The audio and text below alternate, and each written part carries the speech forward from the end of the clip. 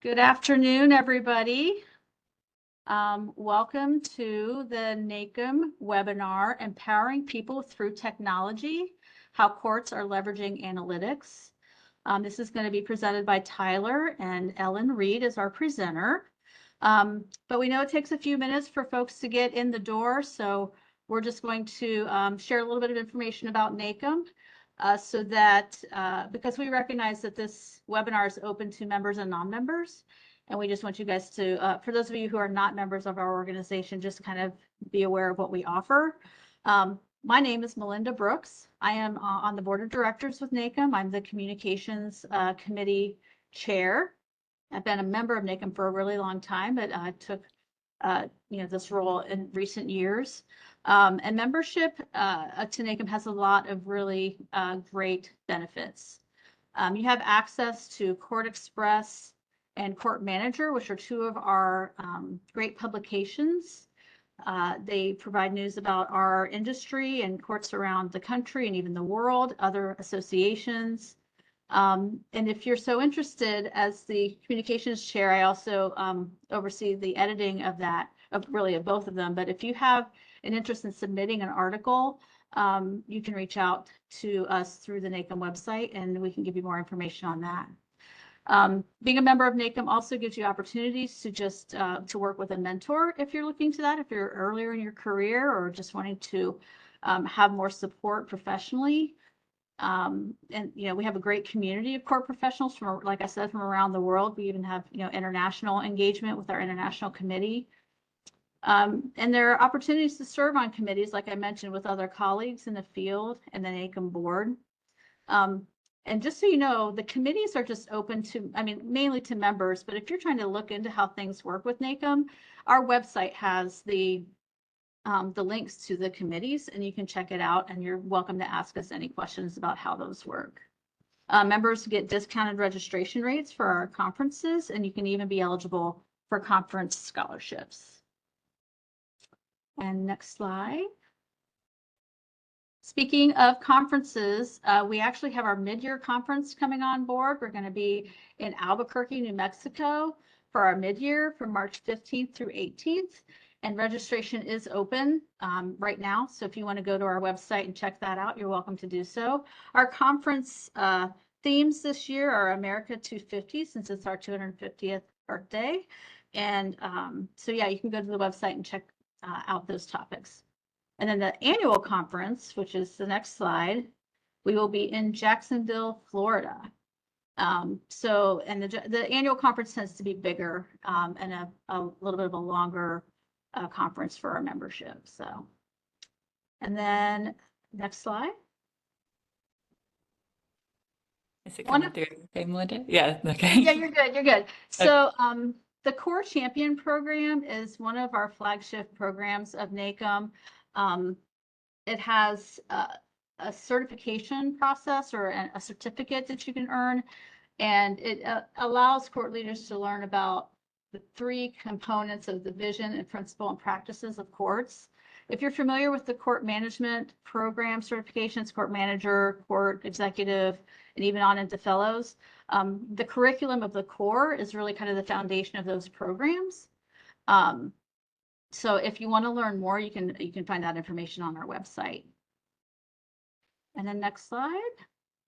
And then the last thing I'll share is that we have under publications on our website, we have many different guides that we review and revise and update annually. We always have at least one or two kind of in the works. And just to highlight one that we recently released was our DEI guide.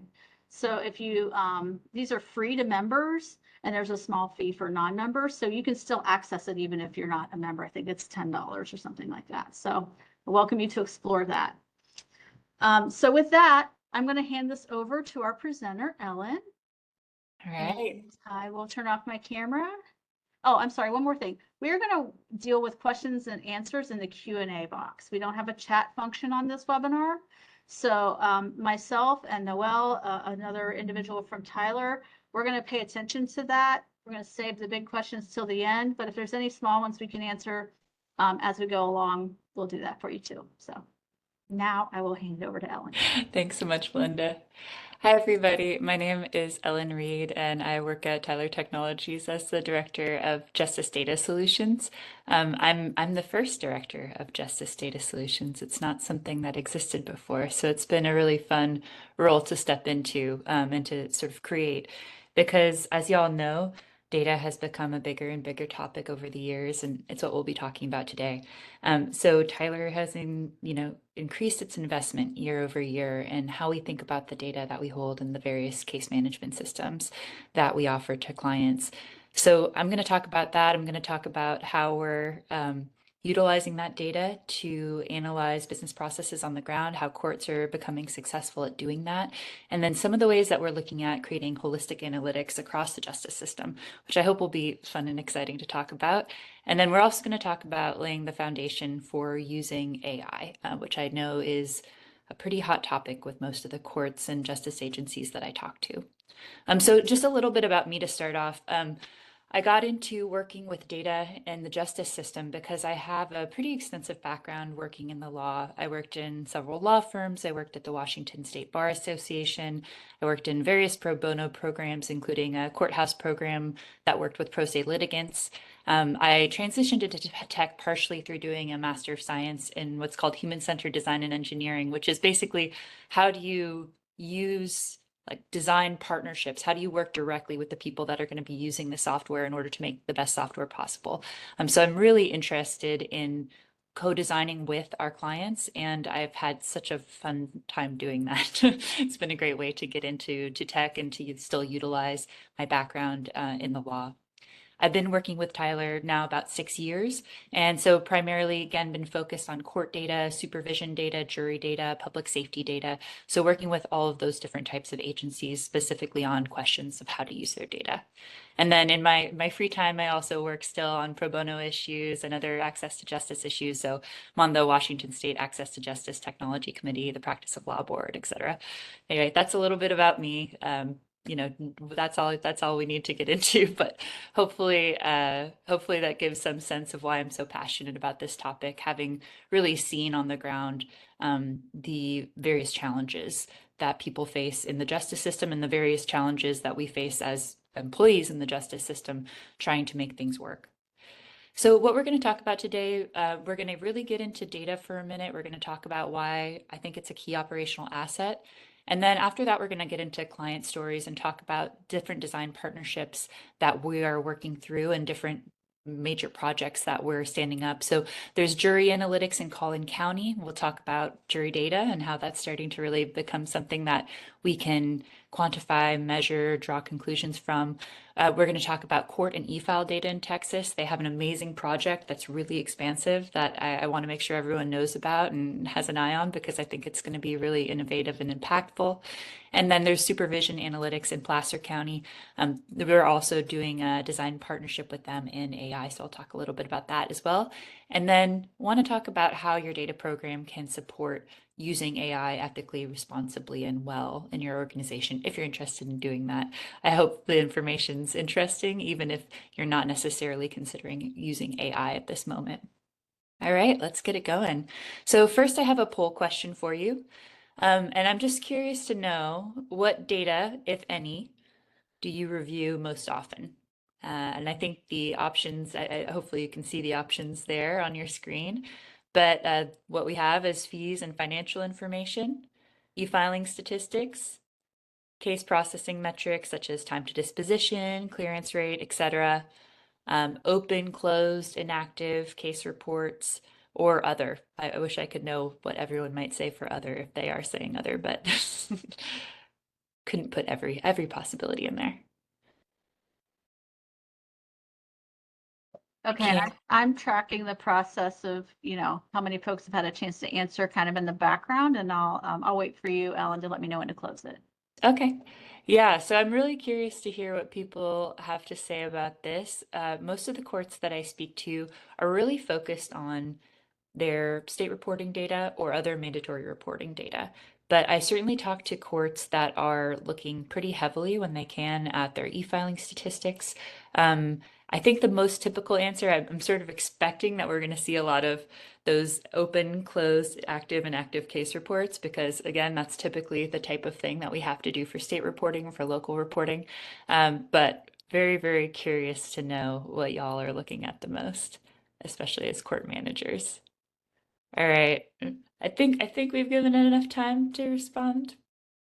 So if we have poll responses that we can read out, that'd be great. Okay, oops, here we go.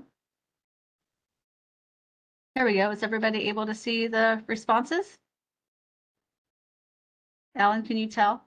I cannot tell if people can see the responses. Okay. I can read that out. We've got 58 people responding with case processing metrics. Okay, And cool. the second was the open, closed, active, item D. Gotcha. All right. Very interesting. Okay. Very cool, guys. Thanks. Curious. And I hope it's interesting to you what your counterpoints are doing as well. I always find that it's just fascinating to look at these things across the country. That's one of the things I really love about my job.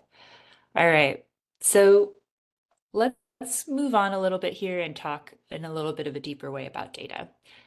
Last time I actually did a NACAM presentation, I was talking a lot about data, and I had a judge come up to me afterwards and say, hey, instead of data, you should say information. People don't really connect with the word data. They don't really know what it means. And I thought about that a lot because, of course, you always want to say things in the way that they're going to be best understood. And I do see his point. But I'm going to choose to keep saying data, and I'm going to do that for a specific reason. And that's because you get information all of the time. You're constantly receiving information, right? People are probably walking up to you and telling you all sorts of things all day long. But when we're talking about data, I'm specifically talking about reports, I'm talking about metrics, I'm talking about key performance indicators. So I'm talking about numbers that you can point to that are specifically designed to show you whether or not a process is working well and whether or not the needs of your court are changing due to case trends, staffing issues, etc. The fact is that you are designing data in order to validate or disprove beliefs or assumptions, right?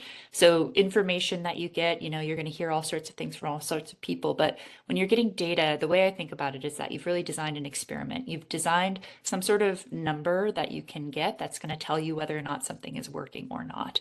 And it really unlocks the ability for us to use the scientific method in our work, for us to prove the value of case processing changes, for us to prove the value of we asked for additional staffing budget and now look at this, our time to disposition is going down. So it's really numbers that are designed to let you just show definitively this is what's working and this is what's not working. And that's why I really think about it as data.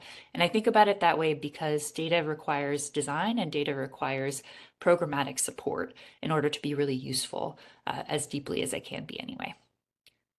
So, what I find is that most courts and justice agencies are, as I said, collecting data for state or local reporting purposes, and they don't really feel that they have the time or resources to do more than that, which completely makes sense. It is a lot of work, and I will not stand up here in front of you and tell you that running a data program is not an investment. It is an investment. I'm just hoping to show you that how that investment can pay off.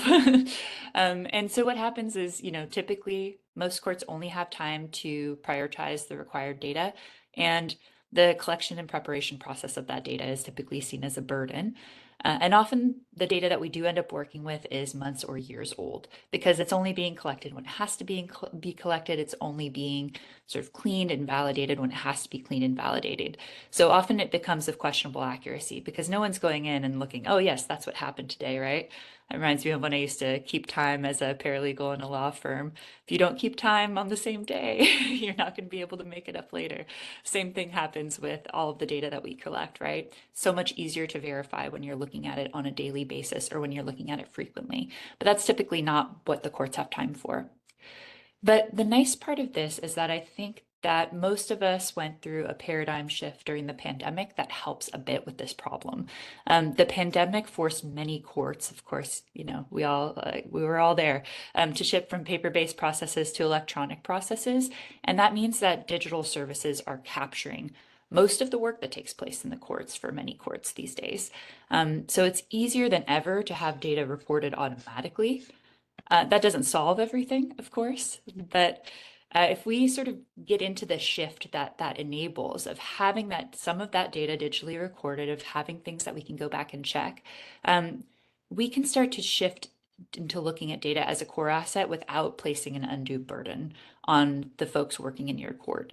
The way that I'm going to suggest doing that, and I'll talk more about this as we go on, is that we have to go from data not just being important for state reporting purposes or for those larger scale reporting purposes, we have to make data accessible on the day-to-day level on your court. So for the people that are supervising e-filers, for the people that are supervising frontline staff, they have to be able to use data as well in order to make their work better. And once those people are invested, then the data collection process is supervised in a different way. The data validation process can be participated in a different way, and you can end up with a much cleaner life cycle of data. But it does take a while to make that shift. If you are thinking about starting a data program, I do want you to be prepared, because often the first step of that data program can be unpleasant. And what I found working with many clients is that when we start looking at their data really heavily, it's messy. It's not necessarily correct. A typical thing that will happen when I start working with a customer is that we'll sort of turn on their analytics, and we will find that thousands of cases that are open should have been closed. We'll find that there are tons of cases that are recorded as invalid, and are not able to be sort of seen in the analytics because the processes that were supposed to be followed weren't followed in the case management system.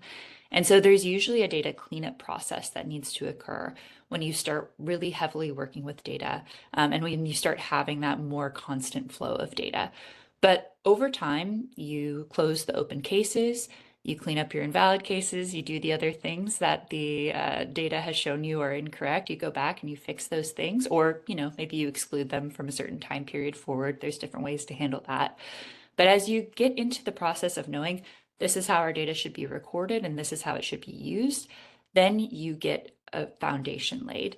You get to the point where your data is trusted and therefore usable. And I can't really stress that point enough. Until people trust the data, until the folks that are on the ground trust the data that's being produced, it will never be used. That's always step number one, and it's the hardest step. But if you can get there, that's when you really unlock data as an asset. One thing I'll just mention here, and that I'm starting to see just in a few places around the country, is that one other way to see data as an asset is that it can actually fuel revenue growth for your court.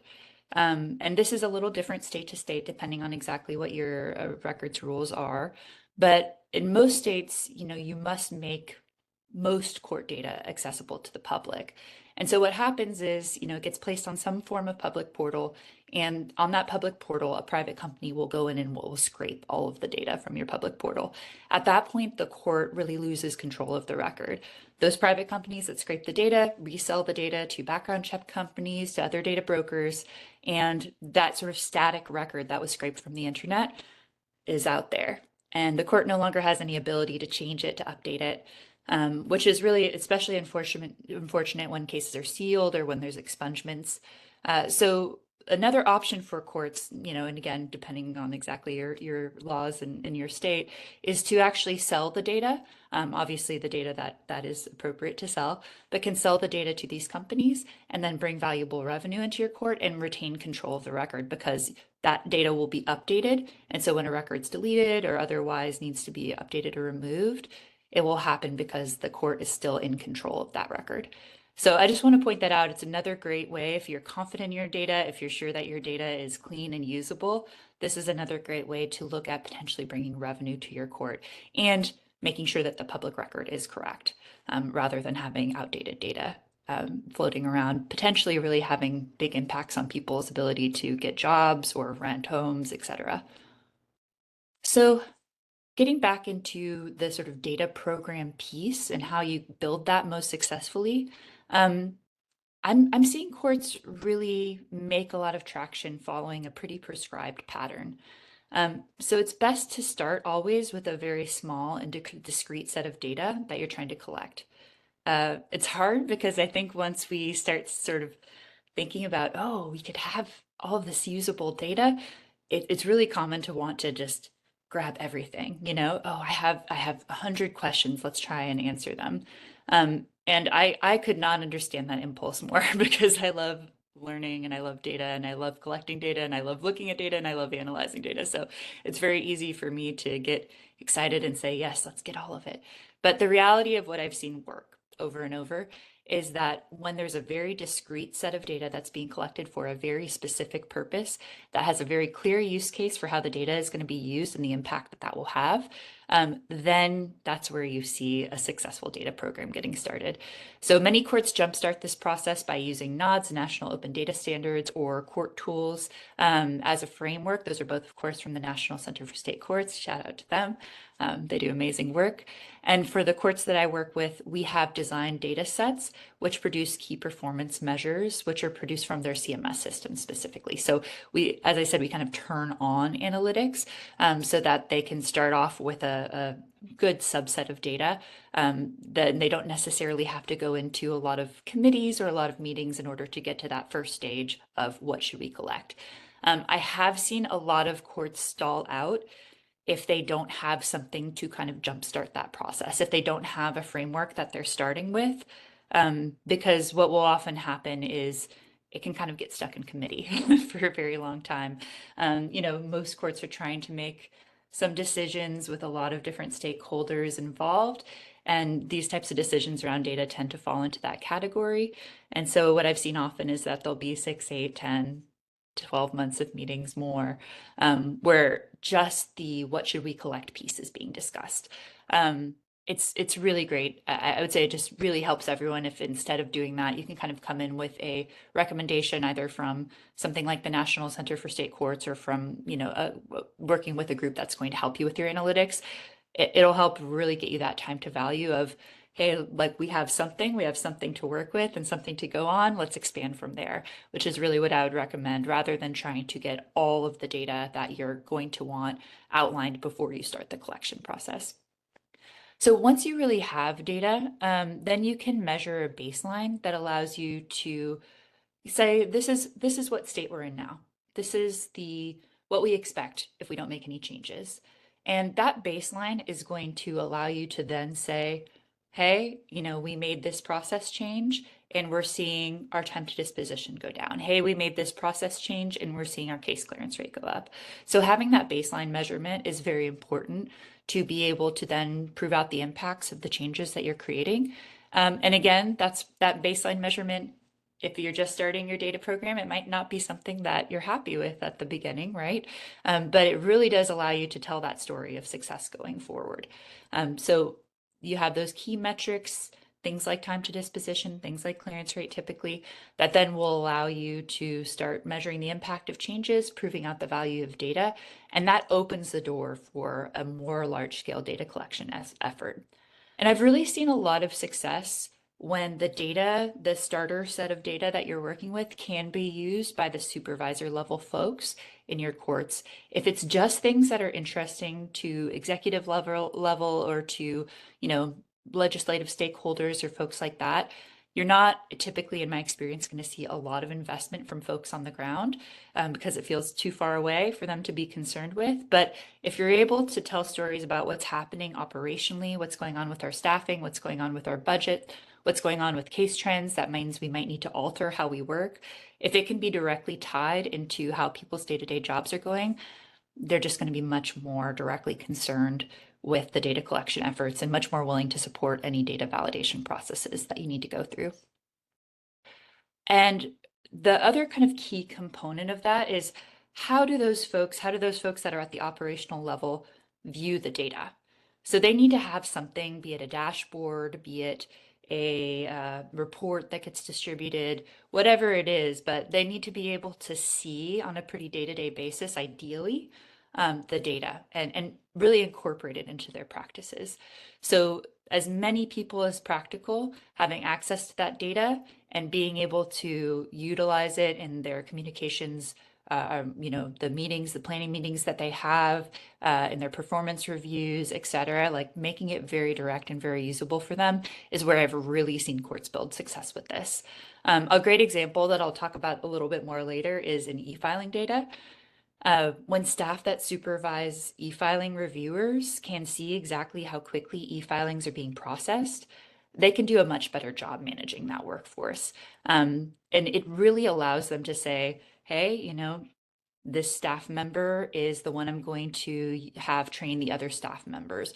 Oh, this office is new to processing e-filings. I see they need training on return reasons. These very, very practical pieces of the puzzle that can allow them to optimize work.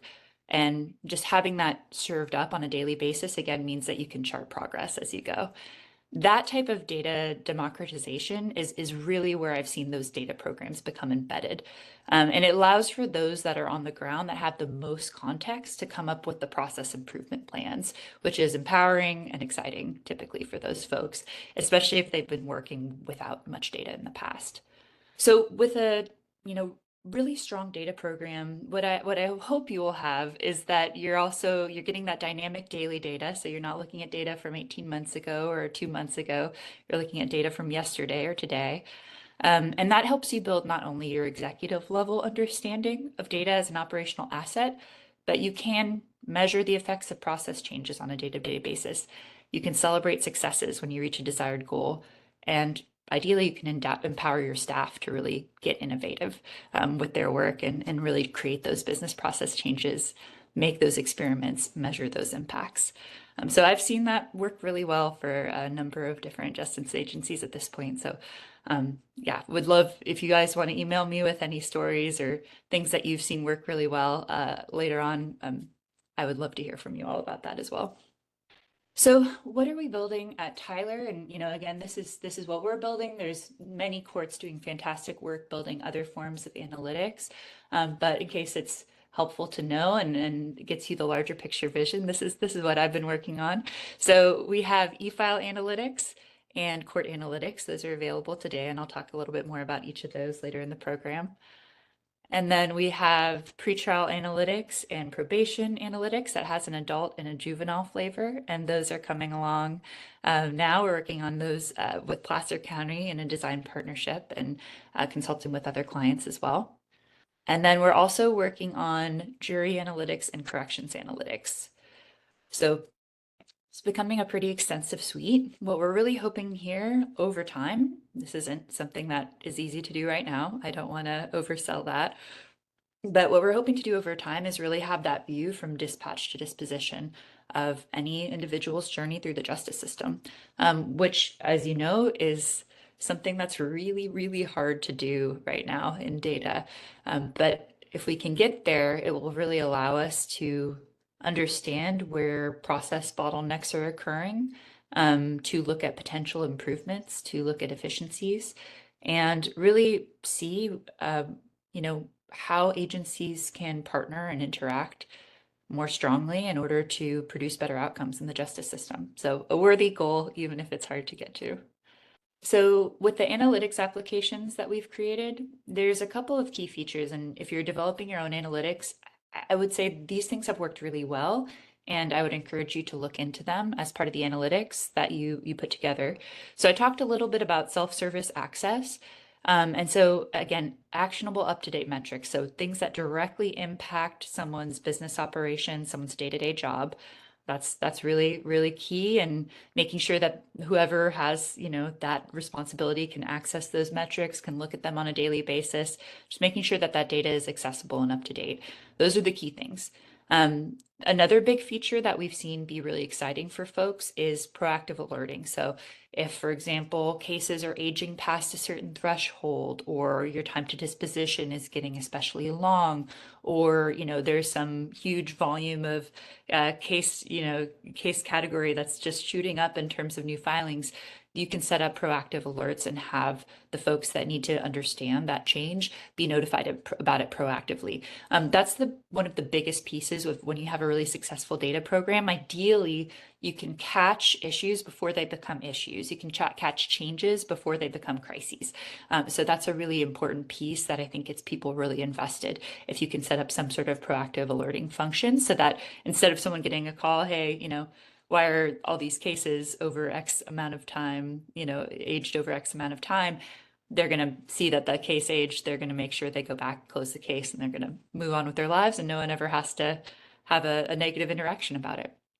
Another big piece is trend and outlier detection. So in the analytics that we put together, we have a lot of different types of analysis that are enabled. We have things like time of day of week analysis for e-filing. We have geospatial analysis showing on our statewide applications, showing the differences between different counties in terms of case volume, things like that. We have bar charts and overtime charts and all sorts of different ways you can look at the data and pivot the data so that it's pretty easy to answer a pretty wide variety of questions. So some flexibility in terms of how the data is presented so that those key questions can be answered, I think is really important when you're building out analytics.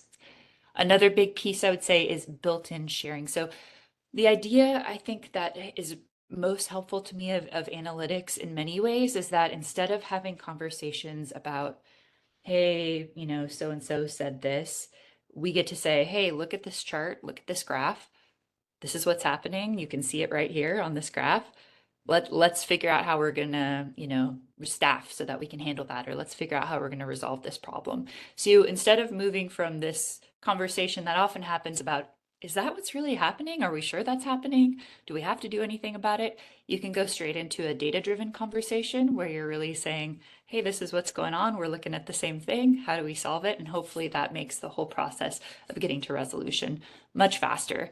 So we've created a lot of different sharing tools in the analytics that my team works on, and it's primarily looks at things like being able to send charts directly to another participant, being able to export both the raw data and the charts that are created. So again, you hopefully have tools that are right there to talk to your stakeholders, to talk to your partners. You don't need to create new things in order to show them what's going on. And then last, I'd say this one's really, really critical. You always have to be able to get down to the row level of the data. So what I have often seen is that, a supervisor or someone else will tell someone, hey, look, all these e-filings are, really old. They haven't been processed yet. And the first thing that someone asks is, okay, like send me the document ID number or the envelope number.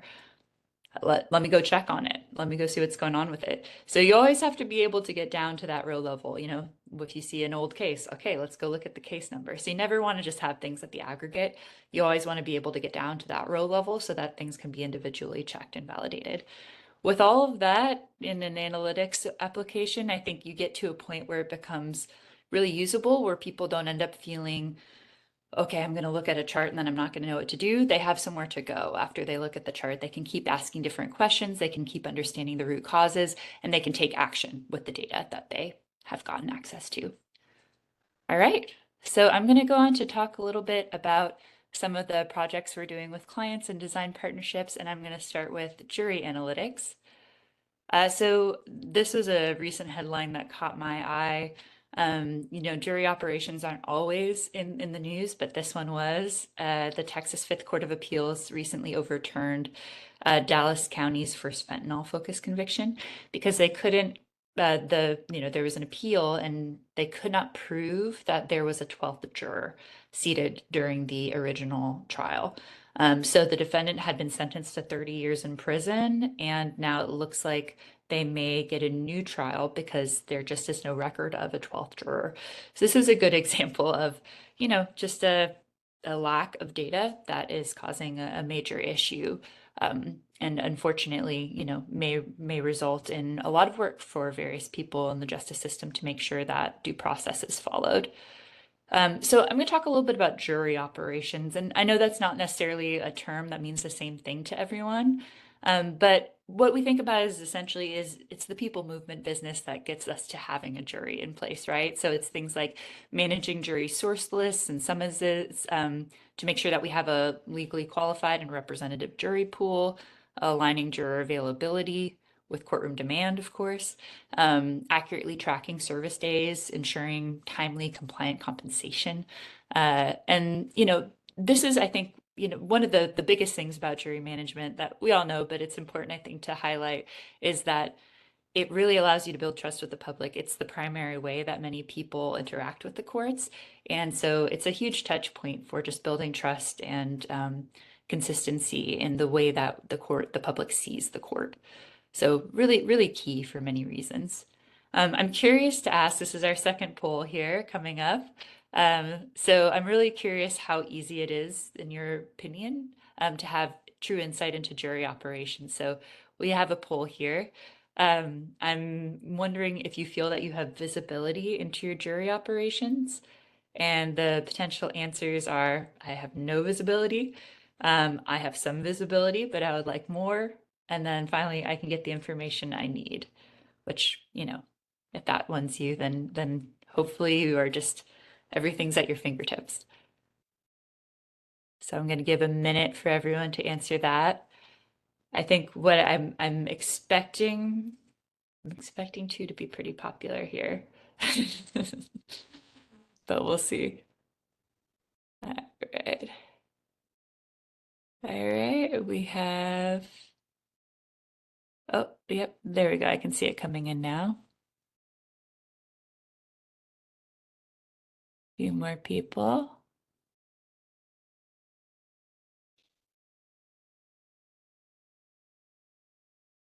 All right. Well, we have some pretty close answers here. This is interesting. So most people can get the information they need, it looks like, but other folks close behind is I have some visibility, but I would like more. And then even close, oh, that's actually catching up. And then even close behind that is no, I have no visibility. So an interesting mix. Yeah, we're evenly split between I have some visibility, but I would like more and I can get the information I need. Fascinating. Yeah. Yeah, I think this one is probably, I would love to know the factors that go into it, but I'll have to follow up with some of you afterwards. So I'm going to talk a little bit, and feel free to keep answering, y'all, if you want to, but oh, I think it's closed now. Never mind. So jury analytics is what we're trying to put together with Collin County in order to answer some of these questions for those of you that want more visibility or don't have visibility. So we're creating a management tool, and it's designed to measure operational effectiveness. And it's usually using kind of based on like the jury manager's toolbox from the National Center for State Courts. That's our kind of primary basis for it. But then we've expanded out past that, obviously, in our work with Collin County as we look at their sort of real day-to-day questions that they're trying to answer. So Collin County is our excellent, amazing design partner. Shout out to Collin County. That's the cities of Frisco, McKinney, Plano. So large county, 1.3 million residents. And they had a lot of questions. Some of the ones that were coming up for them as we started our engagement was, from what zip codes are we seeing the most jurors selected? How many potential jurors are we disqualifying? Why are they being disqualified? Are certain disqualification reasons becoming more common? What payment types are we jurors choosing when they get paid? Do we need to modernize? Do we need to move away from checks? And then, failures to appear. Can we figure out why some of these folks are failing to appear? Are they asked to being travel, very far from the courthouse, things along those lines? So really trying to get into the nitty-gritty of those jury operations. So the key things that we focused on there, we're looking at the juror pool. So who was disqualified, who was summoned. Operations wise, that's where we're really looking at failures to appear. And just understanding again, those sort of more granular reasons of why might this group of people that was summoned have failed to appear. And then in the financials, looking at juror compensation, understanding the demographics of the jury pool. So all of those pieces have really come up as important parts of what Collin County wants to look at regularly in their jury analytics. And this has a little bit of a visual for what the analytics actually looks like. So the basic way that it's presented is that you have a dashboard.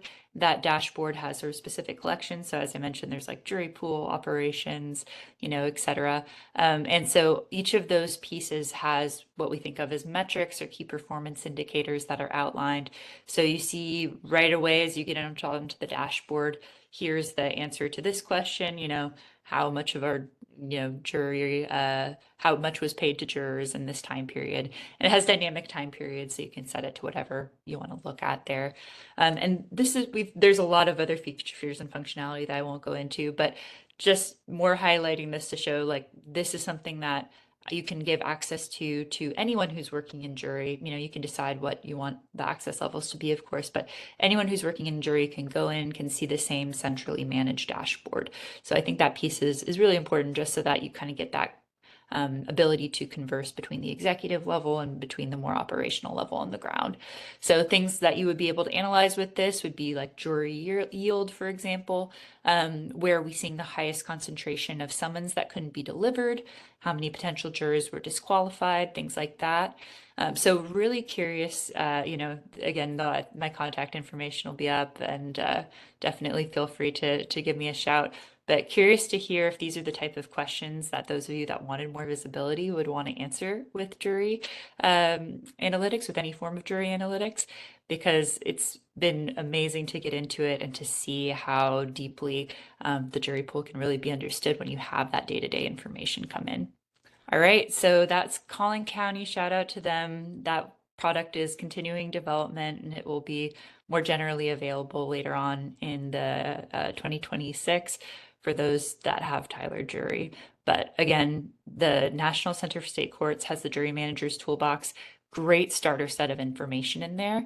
So if you're looking to do this on your own, it's that's a fantastic place again to kind of jumpstart between where you might be starting with no data or with very little data, and to where you can say, hey, this is what we're going to start collecting. This is what we're going to start looking at.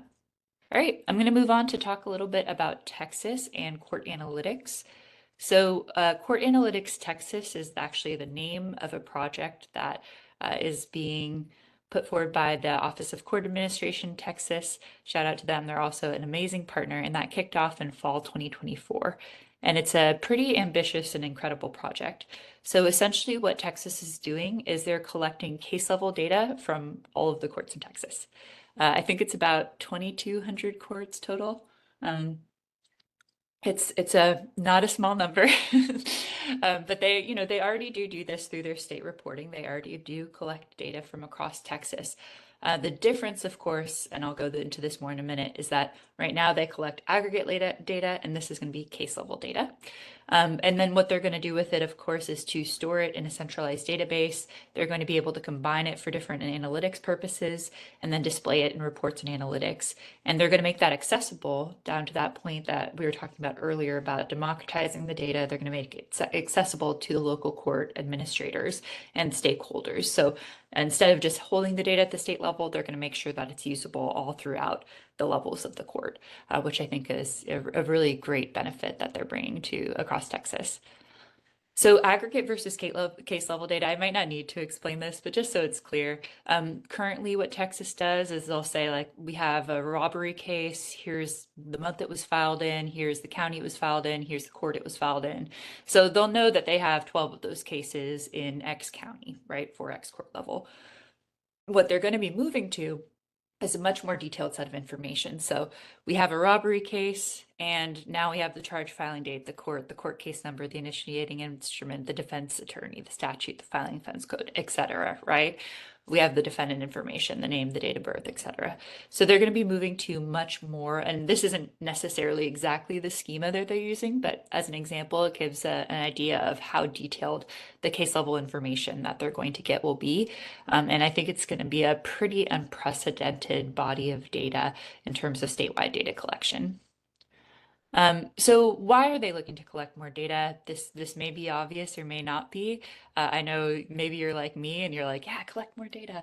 But the reason that they've really gone into this is because they have seen a lot of benefit from collecting data at that aggregate level and trying to make sure that they have accurate, clean, timely data on the aggregate level. Not that that's not a challenge too, but they've been getting more and more questions from the legislature, from the media, from the public about case level data. There's more and more people interested in criminal justice. There's more and more people interested in case trends.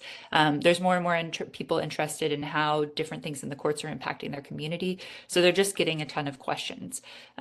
So they want to be able to answer those questions. They want to be able to empower stakeholders who are trying to improve the justice system to do that.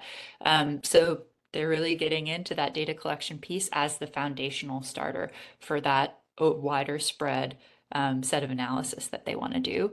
And so there will be a really intensive amount of information that's coming in, and they're just building all of the infrastructure now to manage it and to be able to analyze it.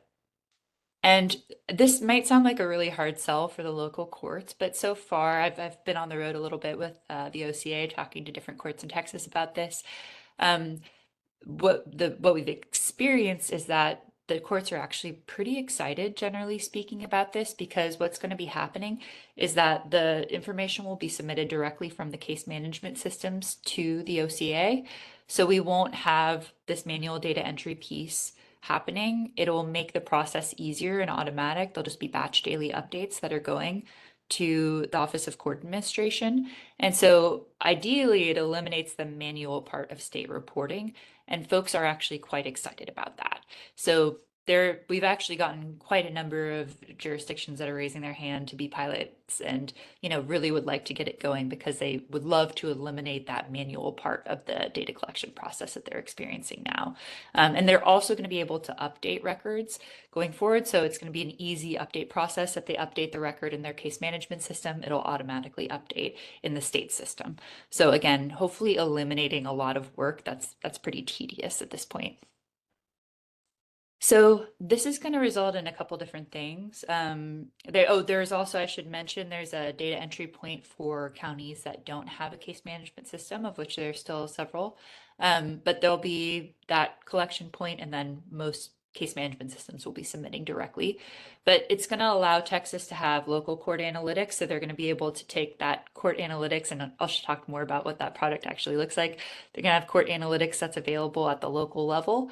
They're going to have some fair amount of data that they're publishing, just open for everyone to look at, obviously non-sensitive data.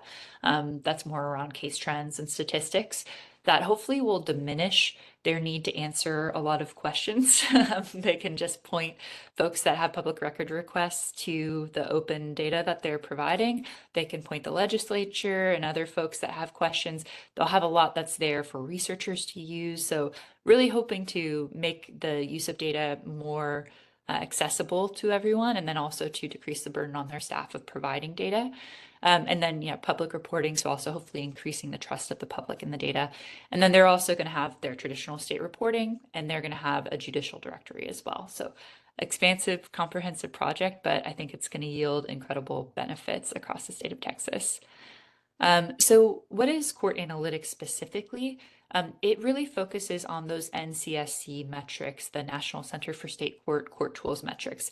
And it has a lot more than those metrics in it, but those are sort of the core foundational pieces that we've seen be really exciting for courts.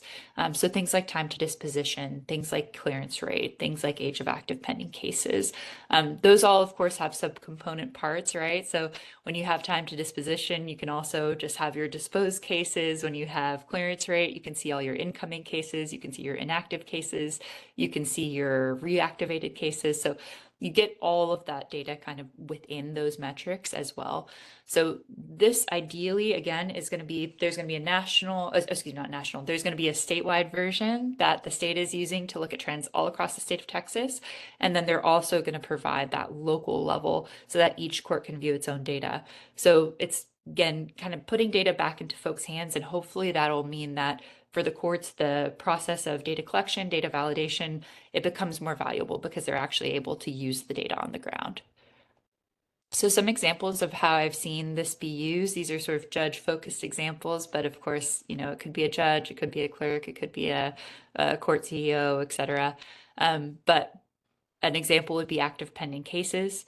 So judges, in my experience so far, have loved being able to see, here's all the cases assigned to me, here's how long they've been open. I can go look at my longest running cases. I can make sure that there's no open cases that need to be closed. I can spot trends in the outliers in the cases that have been open a long time and figure out why those cases are being hard to close. Now, this might actually be, a bailiff or a judge's assistant or a clerk that's doing this analysis, but or a business analyst, but all the same, it's really allowing that kind of clean view into what's happening on the ground. And we've seen that be really exciting operationally for folks. Similarly, time to disposition, we can isolate this down to any individual judge, any individual court, etc., case type, whatever you need to do. So you can view, for example, your average time to disposition during, this period and a previous period. We have a comparison feature that allows you to easily show changes over time. I can view the cases with the longest case processing times, explore trends in case category, case type, disposition type, other factors, and try and see if there's case management strategies I could apply that would speed time to disposition. So it really allows, again, with pivoting features, with the ability to apply different filters for you to just ask questions, get answers very quickly around these really critical factors. So this is going to be available across the state of Texas, and we're really excited to see what people do with it locally. We have a bit of precedent for this in Texas because Texas has mandatory e-filing. So we have stood up what we call eFile Analytics Texas. Previously, that's been up now for, I think, about 3-4 years. And so what this does is it shows your e-filing processing times. It shows the amount of e-filings coming in, your return rate, your accepted rate, how many filers are individuals rather than attorneys, who is submitting the most number of return filings, what are the reasons for return or rejection, what status are all the different filings that we've received in. So all of those pieces end up being really important, and this is sort of the cornerstone of that operational piece we were talking about earlier. This can be really important in just day-to-day management of staff. So that's, again, where you get that data buy-in and that excitement around data is when you have those folks that are, struggling on the ground to manage resources, be able to look at this data and make decisions using this data. So all of that has been really helpful. Traditionally, what we had in Texas before was that there would be a reviewer report, which would come out once a week.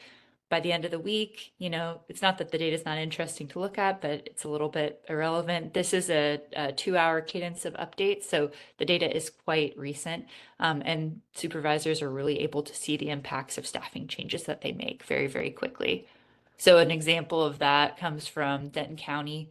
They had talked about, their different questions that they had in terms of how to manage staff.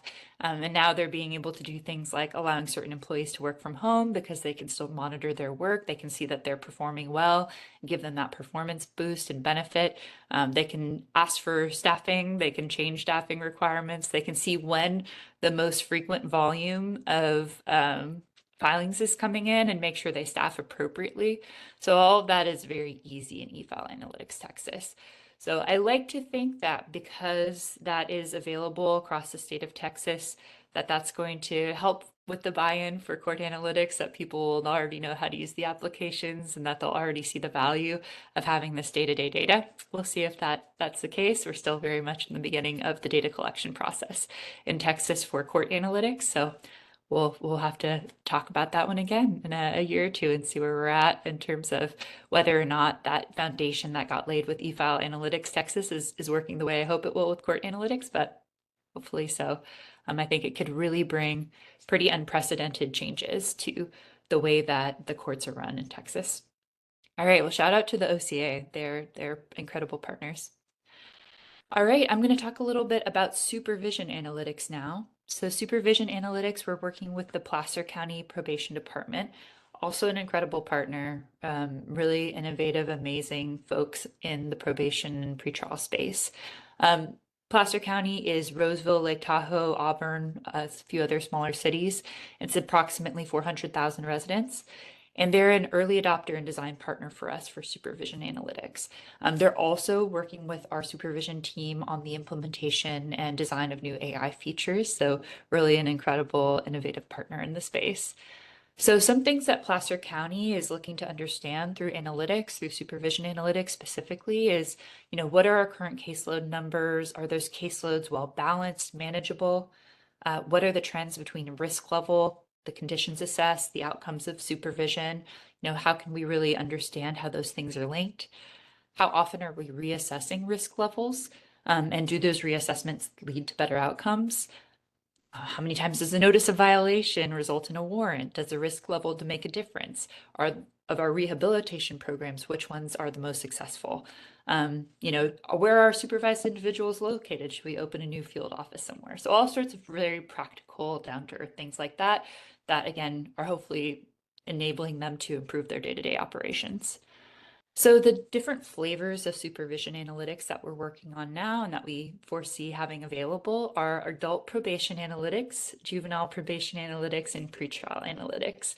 And I'll talk a little bit about the different measures that we're looking at in all of those, but essentially the reason for those three different flavors is really because with pretrial, you have a specific set of concerns around keeping the public safe during a time that an individual is released on pretrial and making sure that that individual appears for their court dates, etc. For juvenile probation analytics, it's really focused on successful rehabilitation. What are the program outcomes for those juveniles? Are they able to be successful in their reentry or in their deferment, and to be able to go on and be successful in their lives? And then adult probation, similar, but a little bit less intensive than juvenile probation analytics and less facilities focused than juvenile probation analytics. So getting into pretrial, for example, we would look at, those pretrial practices. Are we able to see that our risk levels were assessed correctly? Were we able to see that, the individuals did not reoffend while they were awaiting trial? So from here, we really took inspiration from the National Institute for Corrections Measuring What Matters. They've done great work on setting up some, I don't want to call them simple exactly, but some straightforward, understandable calculations. They're not necessarily, like, all of this data is not necessarily incredibly easy to collect, because some of it is things that are not always in every case management system. But that said, I think they've done an amazing job defining metrics that are useful, that do show what they're intended to show. So some examples of that are like the public safety rate. So how often did individuals reoffend while they're on pretrial? Appearance rate, how often did they appear when they were asked to appear? Release rate, how often did individuals actually get released? Overall success rate, which again just measures, whether or not the whole process of pretrial assessment and the risk level assigned actually resulted in what we would consider a success, so someone not reoffending. There's things like the recommendation rate, the concurrence rate. Concurrence rate looks at, for example, how often did our pretrial risk assessments match what the judge assigned? So things along those lines that really give you that insight into how are the nitty-gritty pieces of the pretrial process working. So that's a really exciting one. And again, shout out to National Institute for Corrections for giving that starter set of information to really work from. Great work by that group. So probation analytics looks again a little bit more at the effectiveness of programming and treatment in the probation process. So some measurements that we would look at there would be things like the officer caseload, the contact attempts, program enrollment, treatment days, the program completion. And then we go back to as well, like the public safety rate, recidivism rate. I don't want to oversell the recidivism piece, of course, because we don't necessarily know if someone recidivated in a different county or if someone recidivated in a different state. But generally speaking, within, a certain set of scopes, we can record recidivism. Within a certain time period, we can record recidivism, but it's not the be all end all of what we can ask when we ask if an individual has been successful in their reentry. So I just want to mention that because, of course, recidivism is always the one that our legislatures and the public would love to know that it's comprehensive, but it's just, for now at least, it is limited, but definitely still useful. So just to get into kind of the supervision analytics background and why their chief, who's named Brian Passenheim, is so supportive of this effort, he really saw that it's going to help the courts and the probation departments better understand the risk, the workload, the progress, and make more consistent and transparent decisions that are really aligned with public safety goals. So they're really committed to helping us create a national standard. And, I mentioned the standard that we're drawing from in pretrial being the National Institute for Corrections. From probation, there's been a lot of great work done by individual jurisdictions. I can think of many, such as like Alameda County and others, that have public dashboards that are really interesting that they've put up. So we've drawn more inspiration from kind of the collective there, rather than just a national group that has created a set of metrics around probation. But what we're hoping is to get as much input from as many, folks that are concerned as we can, so that we can help lay the foundation for a national set of standards that can be picked up and used, not necessarily just by Tyler clients, but by any probation department that's interested in measuring this type of data. So I have another poll question for you. This is from the court's perspective, of course, because I know you all are court managers, but if you could only get one of the following, what data would your court find most useful from your supervision justice partners? And so the first option is causes and frequency of failures to appear. The second one is correlation between pretrial risk assessment and the risk level assigned by the judge. The third one is successful completion of probation programs. And then I think I have the fourth one as other as well. Yeah, and then if you have a right answer for that one, be really curious to know what it is. So far, failures to appear leading the pack, which is not a huge surprise. Yeah, causes frequency of failures to appear. I like it. Yeah, that one's certainly a hot topic, and would be, I think, what I've seen again and again is that it is difficult for the courts and the supervision justice partners, your probation departments, your pretrial departments. It can be very difficult to isolate reasons for failures to appear and to come up with a plan of action around that. So that one's certainly a critical factor. Yeah, looks like that's the definitive leader, although we've got some coming in for the others as well. All right.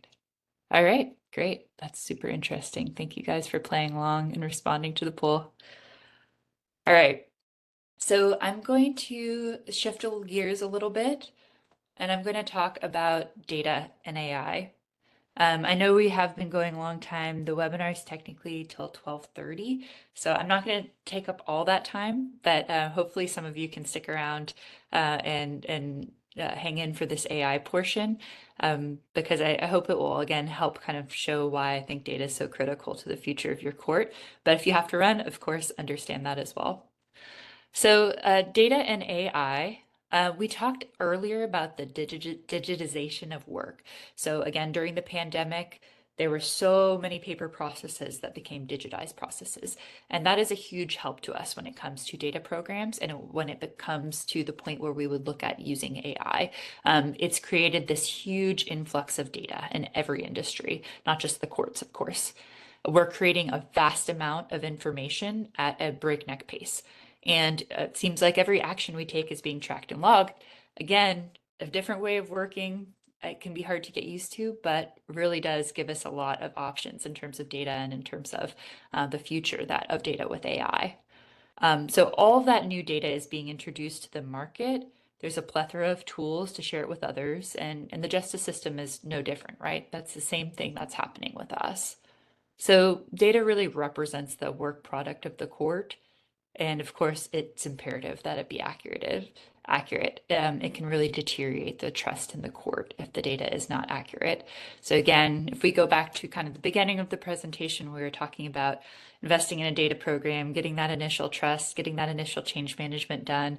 Again, that all kind of feeds into this bigger story here of what we can do with data if it's trusted, if people are invested in it that are entering the data, if it's understood where the data is coming from, how it gets entered by all different levels of people participating in the data program. So it's imperative that that data be accurate, right? Because it can lead to things like unlawful arrests. It can lead to all sorts of dangerous situations that can occur. So again, just that data accuracy piece couldn't be more important there. But if it is managed correctly, court data can mitigate risks. It can provide many benefits to numerous stakeholders in terms of criminal justice reform, in terms of being able to look up accurate and timely records.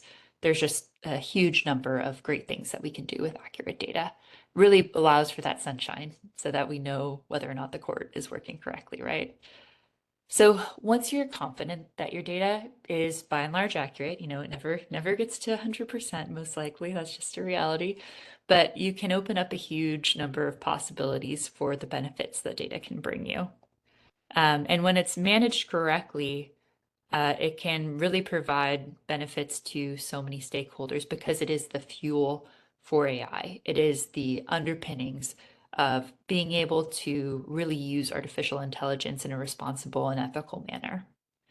You guys know that we're a really long ways from having robots going into work and behaving like humans, but you can't escape talking about AI. We're talking about it all the time in the media. And it's often talked about at this really high level, but it's not talked about very specifically. So I'm going to get into some of that here. If it's not something that you've taken a lot of, classes on or anything like that, hopefully some of this is a demystification. So let's get into it a little bit. So there's 3 different types of AI models that are typically used. There's deterministic AI. So you want to think about that as producing the same output for the same input. It's just a little machine. Every time you put in 1 + 3, it equals 4. There's no question about that.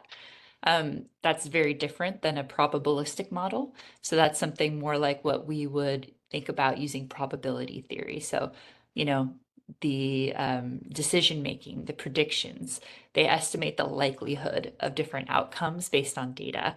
So that allows AI systems to make informed choices, even when there's not complete information. That would be more like X + 3 = 4, and the system guesses 1. And then generative AI thrives on creativity and probabilistic learning. So it learns from these data sets, it can internalize patterns, and it can produce something completely new. So in that 1 + 3 might equal lots of different things. It depends what we have 1 of and what we have 3 of. No, but you see what I mean. There's many different possible outcomes that can come from generative AI. So how should we approach AI in the courts where our responsibilities are so intense to have accurate information, where our case processes are so important, where due process is a key component of how people understand their place in society? How do we use something like AI? We really encourage, and what I've seen be successful and exciting so far in the courts is to focus on automating solutions to specific real world problems that are very tightly constrained at this point, right? I think the use cases can grow wider as we get more experience with these tools, but right now, looking at very specific real world problems that are discrete and actionable and applying technology to those problems, but not implementing technology just for the sake of it, right? So when we think about that discrete AI, that generative AI, again, just to kind of drill on that, discrete AI classifies and categorizes, it recognizes patterns. It can learn just to distinguish different categories and predict outcomes based on different data. And then, of course, generative AI, it creates data that is new, but it resembles something that's been in the past. And if you want to get really into this topic, I highly recommend this white paper from Koska. And this really talks about generative AI in the courts, how it can be used, how it can be used responsibly. Really excellent job here by Koska. And oh, I'm sorry, let me make sure you guys, well, there's a QR code there. You can look at it in the, you can grab it in the meeting materials for today. But they had a great quote saying, a better approach is to first decide what problem a court is trying to solve and then develop possible solutions before turning the question of whether there is an AI tool that will support the solution. In other words, start with the problem, not with the technology. This is great because we see a lot of hype around AI, but I think this is a really, really practical, clear way to approach it that doesn't prioritize the use of new technology over the sort of operational day-to-day realities of the court. But what we are seeing a lot of courts get started with is using AI agents, or a lot of times we're seeing more courts want to get started with this than we're seeing already starting. But that to say, AI agents are a really big piece, and there is a place in Tyler where that's happening extensively, and that's in e-filing. So I'll talk a little bit about that. So artificial intelligence agents, again, just going back to that deterministic versus probabilistic models, deterministic models use fixed inputs and they produce a single predictable outcome. So there's no randomness. They do what they're asked to do. That's that 1 + 3 = 4. And those probabilistic models incorporate randomness and uncertainty. So these are better for different tasks, right? For something where the same thing happens every time, deterministic is great. For some things where you might get slightly different inputs and have to make a bit more of a judgment call, probabilistic models really work. So AI agents in the courts and justice example, let's look at some examples here for like a deterministic agent use case in the courts. That might be that the case management system initiates a court hearing 30 days after filing or dismisses the case if no response is filed within a set deadline. So it's a set of rules and it always does the same thing. So again, provided that the agent can successfully follow that set of rules, there's really no reason for a human to do this. It's going to happen the same way every time. So it's a great fit for a deterministic AI agent. Now, a probabilistic agent might do something more like predicting the likelihood of a case backlog in a particular court. And they would look at, historical caseload trends, judge availability, seasonal variations, and it could give you a prediction. It could give you a probability of what will occur. That's kind of how you use those two different things. And again, just different tools for different jobs. Neither is good, neither is bad, but you wouldn't want to use the probabilistic agent for a deterministic use case, for example. So when these are really combined, when they're working together, you can enhance your operational reliability. And, that foundation has to come from that accurate data. But all that to say, you can really get a whole new set of tools at your disposal to increase your efficiency, to better predict what's coming your way. So there's a lot of promise here, and there's a lot of excitement that, again, if used in the correct way, I do not think creates a and if supervised, the AI, there always needs to be a human in the loop, and AI needs to be done with human supervision. But all that to say, I think there's a lot of low risk ways or no risk ways to use AI in the courts, if you think about it in these particular contexts. In law enforcement, it's also similar, right? So deterministic AI might do something like 911 call reports a burglary in process, and officers are dispatched immediately to that location. For probabilistic AI, maybe you assess crime risk in different neighborhoods based on time of day, socioeconomic factors, etc.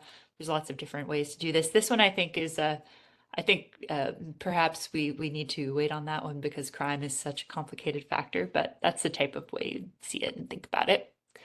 And again, when you put those two models together, you can allow for forecasting of areas with higher crime risk and have deterministic rules say, we're going to deploy resources in response to those predictions.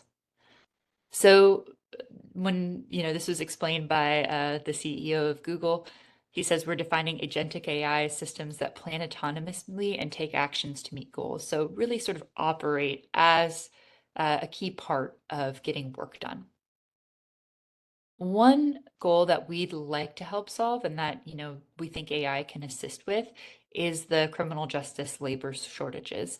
It's going to be hard to get people coming up. There's some really big factors that I'll go into more in a minute that just mean that we can see the current labor crisis and the courts continuing. Pretty much every court I speak to has a labor crisis. They are having a hard time hiring people. They're having a hard time retaining people. And we don't really see that changing, unfortunately, in the future, just given different factors. So in a recent study that the Texas Court and Clerk staff that the Texas A&M Public Research Policy Institute undertook, They said that 97% of the people surveyed said that the most important factor was salary for hiring and retaining talent. And that 72% of the participants said that their workloads were very heavy. So you can see that there's some stress that even our current employees are under and our courts are under to make sure that there's adequate salary, to make sure that staff are not sort of crushed under their workload. So a lot of pressures coming in. And there's even more signs of budget pressure. Of course, there's federal budget that has changed pretty drastically recently. California and Washington are seeing really deep cuts. A number of other states are seeing deep cuts in all sorts of funding that's coming down through the state and through the federal government. So that's a huge piece of what's applying that budgetary pressure. And then, we also have unemployment in the US at near historic lows. So we're observing that labor challenge in the courts while we're seeing these historic lows in the unemployment rate. So one of our clients recently was telling us hundreds of applications are down to just a dozen or so for entry-level roles. I used to get hundreds, now I just get a few dozen. And by the time I whittle those down to the candidates that have qualifications that can meet security requirements like CJIS, I only have 1 or 2 candidates to choose from. So we're hearing that kind of pressure really around the country. And labor participation is also at near historic lows. Obviously not back to the 50s level, but pretty low, all the same. It's at about 63%. So quite low labor participation. We don't necessarily see that changing. So when we talk about AI, that's really the focus on acquiring efficiency and digitizing the processes so that you have those employees that are saying, hey, my workload's really high. You have them ease the burden of that workload and be able to work more efficiently and hopefully be able to, it's not about firing anyone, that's for sure, right? It's about making sure that the staff that you have the most interesting, most impactful jobs possible and that they don't feel like their tasks are repetitive or something that, shouldn't be done by someone who, has the ability to do something more nuanced. So we want to help you leverage technology to accomplish tasks more efficiently. And like AI is really something that has more promise for that than anything that we've seen for a long time. You want to be able to make those employees that are motivated, that are interested, you want them to be able to do things that they feel like really utilize all of their human abilities, their empathy, their intelligence, rather than just pushing a button, right? And so being able to maximize your productivity to achieve more in less time, we think that we're at a pivotal moment where we have to think about things differently, where there has to be some change because of all those factors that I talked about before in terms of labor shortage, in terms of budgetary pressure, in terms of workload, right? There is something that addresses those different factors. And again, it does not mean that jobs will be eliminated. We talked about, we've all been there, right? In the past, we've heard all sorts of scary stories about how computers were going to eliminate jobs. The world the work will end. I don't think that's going to happen anytime soon. And certainly not for the courts, right? We always have our human element in the courts. We always have to have the face-to-face interactions in the courts, even if we have digitized many processes. It's a cornerstone of what we do in the courts. So this is a good example of an old article from 1983. The New York Times talked about how computers were going to eliminate jobs, workers' compensation was going to skyrocket, but neither of those things happened. We see this over and over again, that these different stories come out and it doesn't necessarily reflect reality. But what we, in fact, observed after 1983, for example, was that we've seen productivity rise year over year and workers' compensation stayed flat.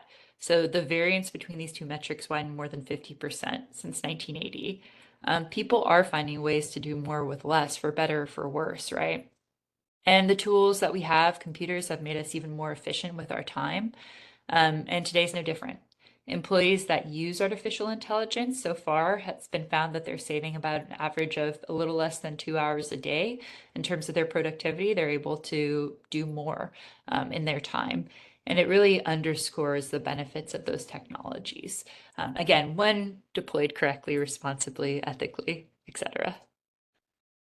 So the average data worker makes about 58K a year.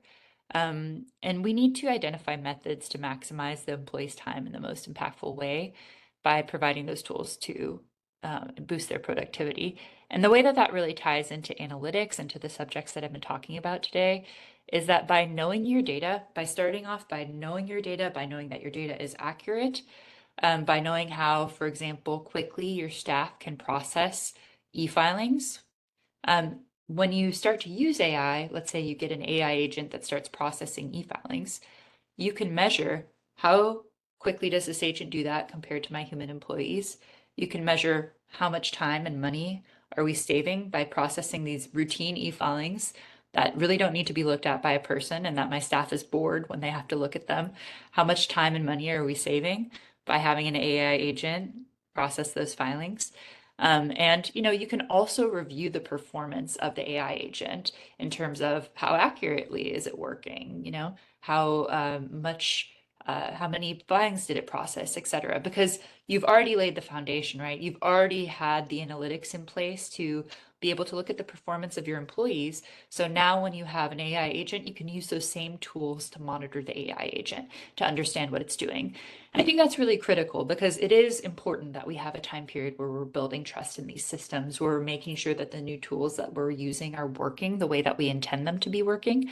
And so if you already have that ability to measure the performance of the folks that are working in your court and to understand the work of the folks that are in your court, then you can apply those exact same principles and those exact same baselines to understanding the impact and the performance of those AI agents. So again, I think it's really critical. If you haven't already started investing in a data program, it's really, if you want to use AI in the future, if you want to be able to utilize these tools and get these benefits, you really have to start to get to know the data in order to be able to measure that success and set up your court to become more efficient without incurring unnecessary stress, without wondering if you're, utilizing these things in a way that's not responsible or putting the integrity of your work at risk, or, really upsetting people in the change management process. You can just see what impact the AI agents are having because you've already learned how to measure impact. So just kind of closing this out, what I would love for all of the courts, I know it's hard, I know it takes a lot of work, I don't want to minimize that, but what I would love to see across the US is for courts to really be able to transform data into action, to create meaning from the noise, right? We often see data as kind of this big pile of noisy information, and it can be hard to understand what it's telling us, if it's telling us anything at all. It can be difficult to decipher, but robust analytic solutions can start to help you separate and quantify that data in a way that makes it actionable and usable, so it can provide clarity, so it can answer new questions that come up and give you those answers in a meaningful way. And that noisy information can just begin to take shape to tell a story that's grounded in data and facts. It can help you remove bias and conjecture and increase trust and transparency. And that clarity really allows us to empower our staff and build confidence in the data and build confidence in the work that we're doing day to day. So to empower us even further, the insights can be surfaced into dashboards. We can pull them into other modalities. And this can just really, again, allow the different people in your system to see data in a way that works for them, to see the data that's relevant for them, and allow them to make data that's driven, decisions that are driven by data, rather than just having to act on instinct. And when you validate your instincts with data, you can really move forward with that higher degree of confidence of reaching your intended outcome. So I'm just curious to know, this is the last poll, everybody. Thanks for sticking with. Is your court planning to use AI in the foreseeable future? And the answers are yes, no, or we are considering it. So I'm curious to see where we get to.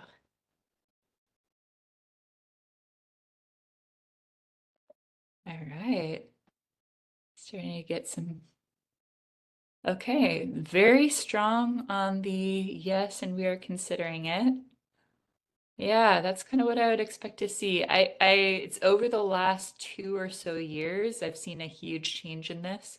About 2 years ago, when we really started talking a lot about ChatGPT and things like that, I only had a few courts that were even willing to consider it, and now I'd say the majority of courts that I speak to are at least exploring the idea, understanding it, thinking about how it could be appropriately applied. So this definitely makes sense.